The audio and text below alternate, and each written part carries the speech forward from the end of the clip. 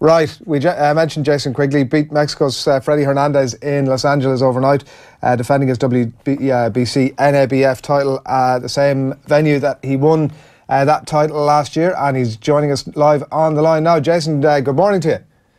All right, now lads. Hey, look, the shades are on. Is it less than 3 hours since the fight?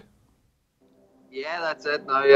You know, it's in the past already, so it is. But it's a fresh memory. You know, it's great to go and win a vacant title. But when you go out there, win a vacant title, then you go and defend it. Then you can really say you're the real champion. You know, it's a great feeling, and it was a great fight tonight. Yeah, very much a case of job done, but tougher work than you expected, Jason. Yeah, to be honest, you know, the first 4 or 5 rounds did exactly what my corner told me to do, did exactly what the game plan was, and went out there, you know, boxed the ears off him. So I did, as you could say, in the first 4 or 5 rounds, and it was kind of maybe a bit too easy, and then I got a wee bit lazy and got brought back into a bit of a war and a bit of a fight. I don't know if that's the Irish in me or what it is, you know, but I got drawn into a fight, and I had to get back out of that again and get back to my boxing near the later end of the fight, and that's what I did to get the victory. What's happening at that stage, Jason? Because by all accounts, reading the reports, that was exactly it. It looked as if it was a case of your really confident start. Like, by the sounds of things, you're thinking, right, I have this guy exactly where I want him. So what are you thinking at that point when you talk about that sort of laziness? Yeah, well, I'm not too sure. You know, it's something that I'm going to have to go back and assess now. You know, kind of what went on through that distance. Maybe it was just Freddie Hernandez. You know what I mean? He's a strong veteran, experienced fighter. You know, maybe that was his game plan. You know, to maybe take a few shots early on and then try and come on strong in the middle half of the fight. And you know, it worked for him, but it just wasn't good enough. Yeah, and in that middle part, like, it becomes a bit of a slugfest. Is that right? It's a good bit of sort of pulling and dragging, I suppose. Of course it was. You know, and when I'm at my boxing and when I'm moving, sticking the jab, throwing nice clean right hands, everything like that. You know, everything's on point. Everything's looking like $1 million. I don't know, as it says, what's in me. I do tend to like to get into a bit of a war and let shots go and try and bang men out of there. It's something that I'm going to have to just pull back the reins on a little bit and stick to my skill and stick to my talent a lot better. But, you know, as I says, and I said this in interviews before the fight, Freddie Hernandez is going to be a great test for me, and he was a great test for me.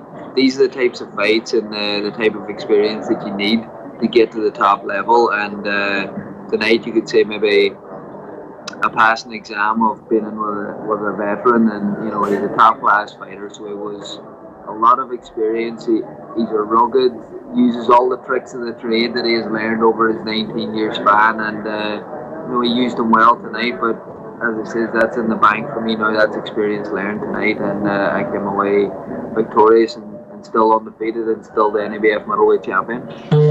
I think this was your second fight under Dominic Ingle. How do you feel that this process is developing? Do you think that you're getting somewhere in terms of, I guess, an end game that perhaps isn't being shown at the moment just yet, but there is kind of a light at the end of the tunnel, so to speak, that you've got a couple of fights under your belt before the Dominic Ingle process fully shows itself, I guess? Yeah, you know, like, I've been working in Sheffield now with the likes of Dominic Ingle and his brother John Ingle, and also Simon was over here as well on the camp with us as well, and it was a great team effort over here throughout the whole training camp. And my last fight, obviously in March, I only had 2 or 3 weeks to work with the team, whereas, you know, I've had a full, you could say, 9-10 months now working with the team and getting back to my boxing, and I showed that and proved that early on in the fight. You know, whereas my last fight that I fought in Boston, I tried to bang the guy out of there right away. I was throwing big shots and getting into a terror pretty early. Whereas this time, you know, the first 4 or 5 rounds, stuck to my boxing, nice, clean, sharp boxing, but got into a bit of a war then. But everything seems to be going to plan. You know, there's a lot of positives to take away from tonight. There's a lot of learning to take away from tonight, and that's what this game's all about. It's about learning, getting that experience. And most importantly of all, stayed undefeated and stayed NABF Middleweight champion. When you're so soon after the fight, Jason, how's the body feeling now? Like, is it sore at this point? Are you still waiting for that to almost kick in some ways, or how are you feeling? Yeah, I might waking up tomorrow morning with a few niggles and bruises here and there, but right now I'm still on a bit of a buzz and everything like that. I don't feel too much, so feeling pretty good, and as I says, maybe tomorrow I might wake up a bit stiff after doing 10 hard rounds. The hands obviously were a big thing for you over the last little while in terms of the injury picked up in the last fight. How are they feeling? Yeah, the hands are feeling good, you know, feeling good, feeling strong. Obviously, going 10 rounds and hitting a man on the head, the hardest part of the body is the skull, you know what I mean? They might be always a wee bit bruised, but don't feel nothing so far. I know my hands feel good, I feel fresh, and but it's always the next day you wake up, you might feel a few niggles here and there. Have you a few clips around the eyes? Nah, the sun's well bright inside this reception. I won't pursue that one anymore then. Here, you mentioned the 10 rounds a couple of times there, and that aspect to it. You weren't expecting it to go that far, were you? No, to be honest, I was, you know. Freddie Hernandez, he's been in with the likes of Bobo Andrade, he's been in with the likes of Ruslan Lara. These men have went on to be multiple world champions, and they couldn't take him out inside the distance, you know. So I expected a tough fight tonight. I expected him to be there all night long and take the shots that I was giving him, you know. So I expected the 10 rounds. I was prepared for the 10 rounds, and you know, coming away from it, I'm always going to look back, and that's the kind of experience that you can't buy or you can't get in the gym. You know, going 10 rounds with a man like that there that has been to levels that I haven't been to before, that has boxed for the likes of the world title and everything before, things that I'm chasing down now and climbing my way towards. So tonight was very, very valuable in terms of experience and learning and growing. When you talk about what's next for you now, Jason, I presume you're going to be watching Ryota Murata quite closely this weekend? Yeah, that's correct. You know, I fought a few days earlier than maybe we were intended to fight. You know, and for a different colour and a different name of a belt as well. But look, everything's a process. Everything happens for a reason. The Ryota Murata fight didn't happen. That had nothing to do with me, nothing to do with my management team, Sheer Sports or Golden Boy. That was all down to Murata's team. They looked over a few things that they shouldn't have looked over, and you know, we were there, we were ready to fight him, but things just fell through on his side. So whether it's going to happen again or not, we're not too sure. But look, at the end of the day, you know, it's enjoying this moment right now, enjoying this victory, and wake up tomorrow and we can start planning ahead then. Yeah, I hate then to ask, do you have the beating of Murata? Sorry, what's that? I was just going to ask if you do have the beating of Murata, should that fight be announced in the next, say, if it happens in the next year? Oh yeah, without a doubt. You know, the Murata fight, Rob Brandt's a great fighter as well, that he's fighting on Saturday night. So, you know, it's going to be a good fight. So it is, and he has to do his job. He has to come through that, and you know, he comes through Rob Brandt on Saturday night.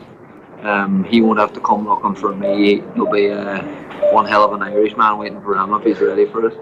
What's coming down the line? I know that you've mentioned obviously you want to enjoy tonight, and we're going to let you go and do that now in a couple of minutes. But what's coming down the line for you? Are you thinking, Jason, in terms of, like, I mean, is a Canelo or a Golovkin at some point on your sights now? You know, I'm in this game to become world champion, and these men are the top of the tree right now at the minute. I'm climbing up that trunk of the tree, and I'm reaching for the top of it. So I am, and if these lads are there when it's my turn, you know, come this time next year, who knows, it might happen. Who knows, are they going to be still world champion? Whoever the world champion is going to be, that's who I'm going to want to fight. And it'll be great if it's Canelo, it'll be great if it's Golovkin, because they're two big names, and it'll be great to share the ring with them and take a few straps off them as well. I think it's just coming up on midnight, if I'm right there. Yeah, just hitting midnight here now, so it is. So the party's only starting, or it's only in one way or another. I was going to ask you, I'm sure it's in full swing. What's the plan for the night? Plan for the night now is we're going to chill out. There's a lot of Irish here now. You'll hear them all here now.